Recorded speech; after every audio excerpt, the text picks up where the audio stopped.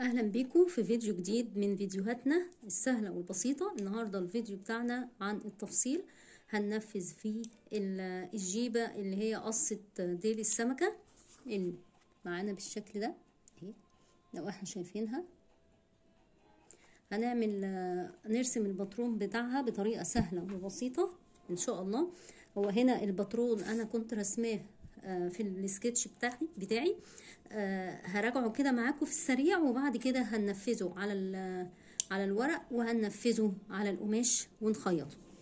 احنا هنا بنحتاج ايه في الجيبه ديت؟ هنحتاج دوران الوسط، وهنحتاج دوران الهنش، وكمان هنحتاج طول الجيبه بتاعتنا، وهنحتاج طول الركبه. واحنا اكيد عارفين في الفيديوهات اللي قبل كده طول الجنب، واحنا عارفين بناخده ازاي.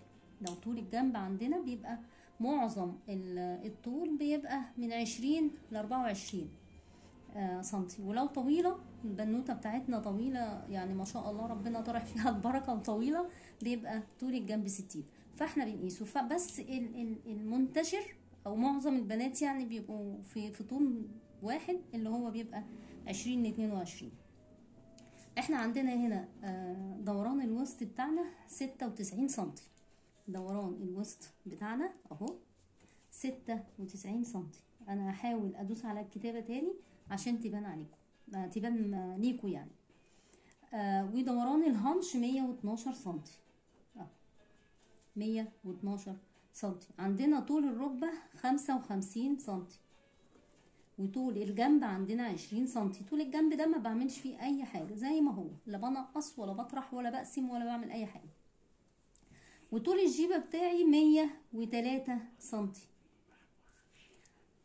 تمام كده. طيب انا عايزة اجي اعمل باترون الجيبة اللي هي دي للسمكة. دي جيبة قصات، بتبقى الدارج يعني بتبقى 8 قصات.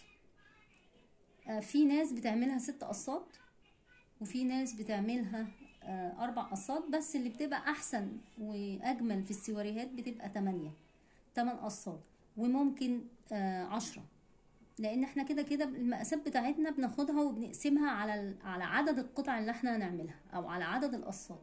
انا هنا عاملاها على 8 قصات، يعني هجيب دوران الوسط بتاعي ودوران الهنش بتاعي هقسمهم على عدد القصات اللي هو 8. دوران الوسط 96 على 8 اداني 12 سنتي، ودوران الهنش على 8 اداني 8 سنتي، اسفه اداني 14 سنتي، 14 سنتي. يبقى انا بقسم الدورانات على عدد القطع اللي انا هعملها. انا هعمل هنا 8 قصات، يبقى هقسم على 8. ايه اللي هيتقسم؟ الدورانات بس، اللي هو دوران الوسط ودوران الهنش. كويس جدا. لحد هنا. هنيجي بقى طول الركبه. احنا بس هنعمل حساباتنا كلها عشان نجهز النتائج النهائيه اللي احنا هنشتغل بيها. عندي طول الركبه، انا باخد طول الركبه من عند الوسط لحد الركبه، اداني 55 سم. انا مش عايزه القصه تبقى عند الركبه بالظبط، عايزاها تبقى تحت الركبه شويه، فهروح طرحه من ال 55 سم 5 سم. يعني عندي طول الركبه اللي انا هشتغل بيه 50 سم. يبقى ده الرقم النهائي اللي انا هشتغل بيه، وده الرقم النهائي اللي انا هشتغل بيه، وده الرقم النهائي اللي انا هشتغل بيه. يبقى عندي دوران الوسط الناتج النهائي 12، ده اللي هشتغل بيه، ودوران الهنش الناتج النهائي بتاعه 14، ده اللي هشتغل بيه. عندي طول الجنب مش هاجي جنبه اللي هو 20 سنتي زي ما هو ده اللي انا هشتغل بيه، وطول الركبة 50 سنتي، ده الناتج النهائي اللي انا هشتغل بيه. اما طول الجيبة زي ما وهو 103، ده برضو الناتج اللي انا هشتغل بيه. طب نيجي نشتغل ازاي؟ هاجي اني اجيب الورقة بتاعتي، وفي النص كده هاخد خط كده في المنتصف، هحاول ادوس لكم على الخط اهو بطول الورقة لحد ما اشوف المقاسات بتاعتي، او ب 130 103 اللي هو طول الجيبة. بس انا بفضل ان انا اسطر الورقة كلها، يعني انتوا لو شايفين اهو مسطرة الورقة كلها اهو كده. كده خدت خط طولي في الورقة بتاعتي. في نص الورقه، قسمت الورقه بالنص بالظبط. طيب انا هنا عندي الناتج النهائي بتاع دوران الوسط، اول نقطه بشتغل عليها اللي هي خط الوسط. طيب خط الوسط دوت الناتج النهائي بتاعي كام؟ 12 سنتي. طب انا هحط ال 12 سنتي ازاي؟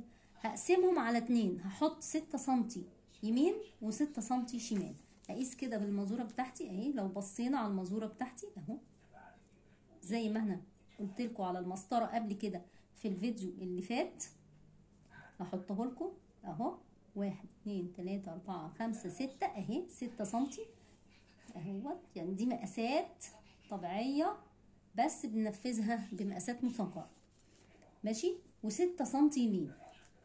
كده احنا حددنا النقطتين بتوع الوسط. هنزل بقى بطول الجنب اللي هو ال20 سنتي، هنزل بطول الجنب اللي هو 20 سنتي، وهحدد نقطه اهي. انا طبعا بشتغل على الخط اللي في النص. هنزل ال20 سنتي وهحدد النقطه بتاعتي. وهعمل ايه بقى؟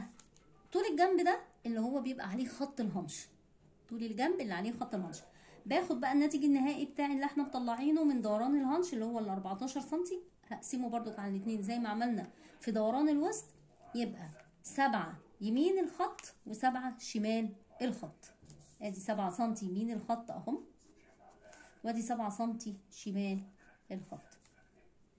بوصل نقطة الوسط بنقطة الهنش، ووصل نقطة الوسط من الناحية دي بنقطة الهنش اهي.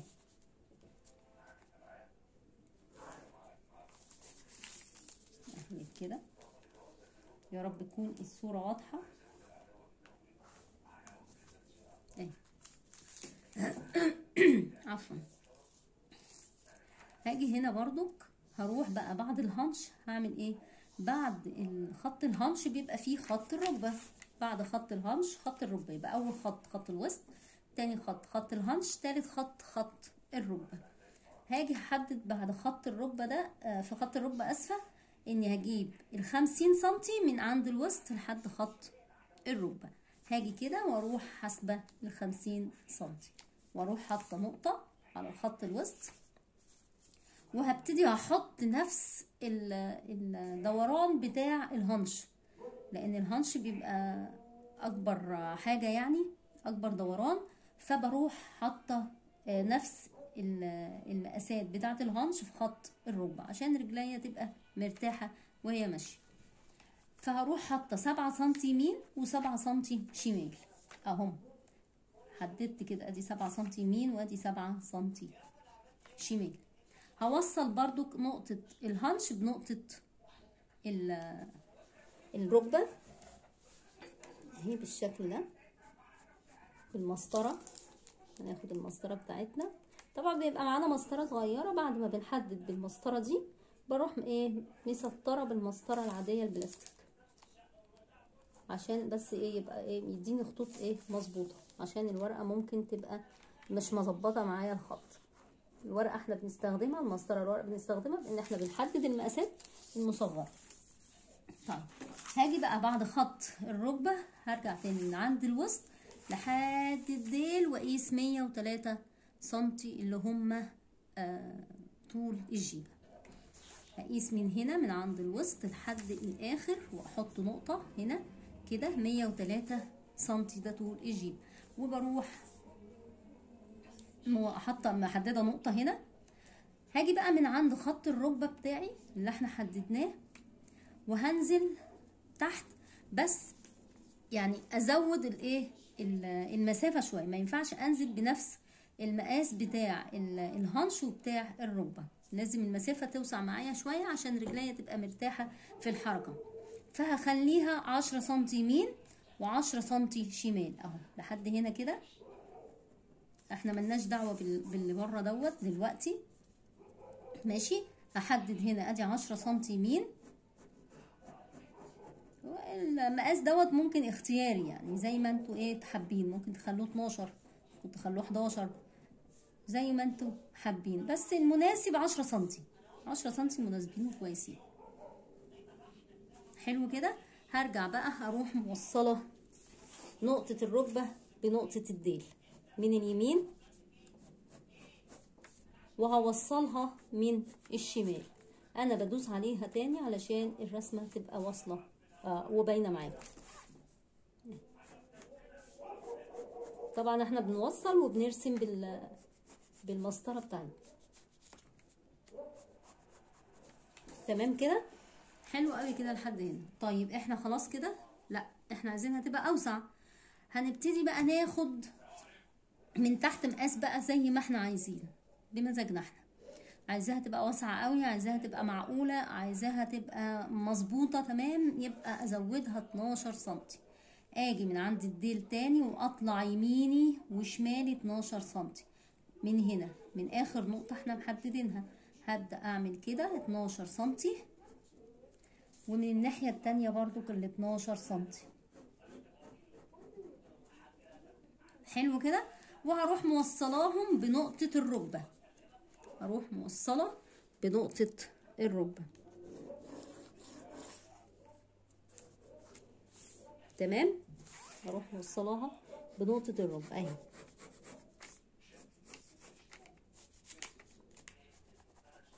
حلو كده.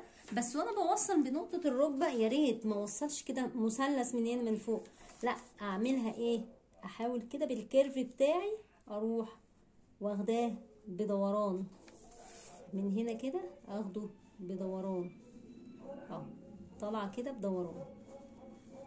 تمام، علشان ما يبقاش فيه تبويزه كده من الايه، من عند الركبه، اخدها كده بدوران. حلو تمام. طيب انا كده الجيبه بتاعتي هتبقى فيها سبعات كده في تمانيات طالعه ومبوزه كده ومش مش مظبوطه. اعمل ايه، هاجي من الجنب دوت اللي احنا طلعناه للركبه، هروح طالعه 2.5 سنتي اهو بالمسطره، ادي 2.5، واجي عند التلاتة كده اقسمها، اقسم المربع بتاعي ادي كده 2.5 سنتي اهو، واروح حاطه نقطه، ومن الناحيه التانية 2.5 سنتي واروح حاطه برضو نقطه، واروح جايه بالكيرف بتاعي واروح عامله دوران، اروح عامله دوران كده عشان تبقى ايه فيها ايه كيرف مدوره كده، ما تبقاش مبوزه معايا.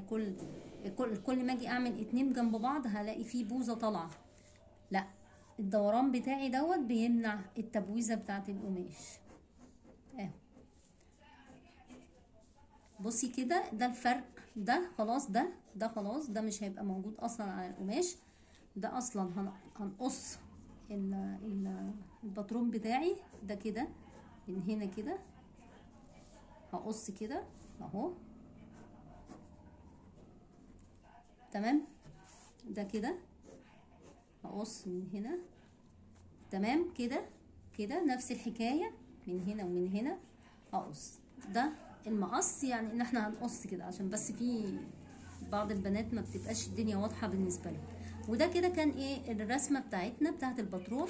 هعمل من الباترون دوت 8 قطع من القماش، هقص الباترون بتاعي وهحطه على القماش، وهعمل 8 قطع من القماش وهخيطهم ببعض، هيديني الجيبه بالشكل دوت.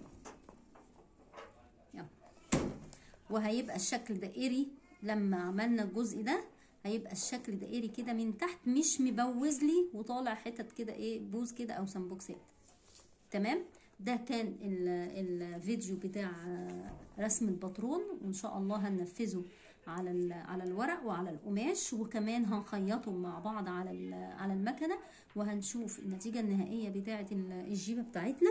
ما تنسوش تشتركوا في القناه وتفعلوا زر الجرس علشان يوصل لكم كل جديد وسهل، وما تنسوش تقولوا لي رايكم في التعليقات عن التعديلات اللي انا عملتها في القناه وتغيير اسم القناه، وقولوا لي رايكم عامه يعني على المحتوى.